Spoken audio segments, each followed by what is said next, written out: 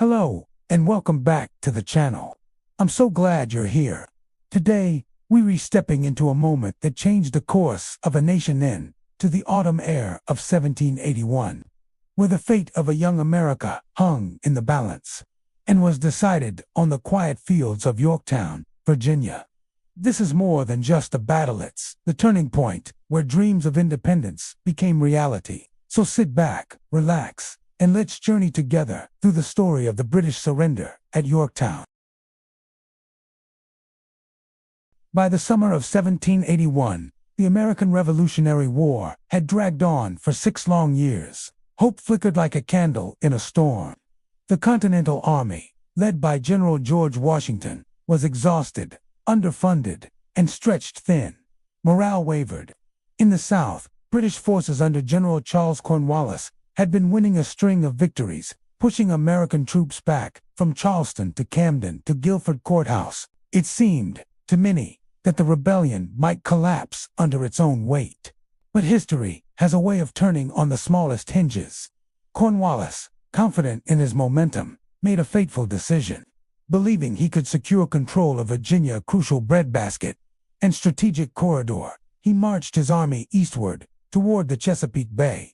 There, nestled along the York River, lay the sleepy port town of Yorktown. With its deep-water access, it offered a perfect base for resupply by sea and coordination with the powerful British Navy. What Cornwallis didn't know was that the tides of war were shifting beneath him. Across the Atlantic, France had thrown its full weight behind the American cause. Since 1778, French troops, ships, and gold had bolstered the revolution. And now, in the summer of 1781, a golden opportunity emerged. The French West Indies fleet, commanded by Admiral Francois Joseph Paul de Grasse, received urgent word from Washington. Come north. Blockade the Chesapeake. De Grasse agreed and sailed with 28 warships and over 3,000 troops. His arrival in late August caught the British off guard. When a British fleet under Admiral Thomas Graves arrived days later to relieve Cornwallis, they found the French already in control of the bay. In the ensuing Battle of the Chesapeake, also known as the Battle of the Virginia Capes, French held their ground. Though tactically indecisive, the outcome was strategically devastating for Britain. Graves retreated to New York, leaving Cornwallis stranded, cut off from the sea. Cornwallis was now trapped. Meanwhile, Washington saw his chance. For months, he had feigned an attack on New York City to keep British General Henry Clinton guessing. But in a daring pivot, he turned his army south over 2,500 Continentals and 4,000 French soldiers under General Jean-Baptiste G. Rochambeau.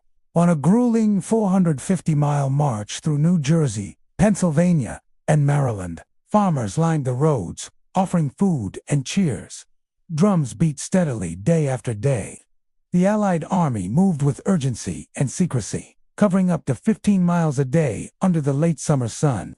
They reached Williamsburg, just outside Yorktown, in late September. There, they joined forces with American troops, led by the Marquis de Lafayette, who had been shadowing Cornwallis for weeks, and with militia units from Virginia and beyond. By early October, nearly 17,000 Allied soldiers encircled Yorktown, outnumbering the British 2-1.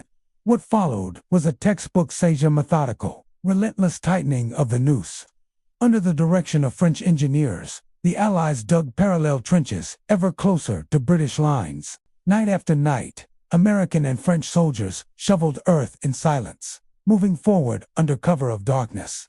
Artillery boomed from dawn till dusk. Red-hot cannonballs arced over the York River, setting fire to British ships and barracks. Food ran low inside the town.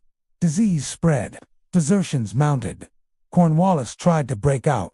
On the night of October 14th, he ordered a desperate assault on 2 key Allied positions, redoubts 9 and 10.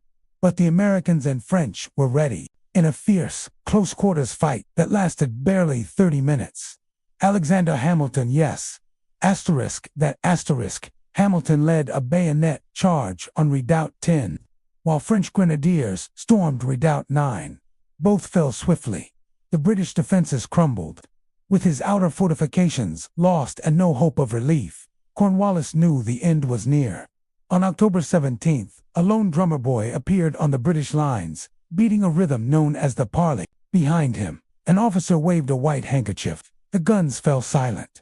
Negotiations began immediately.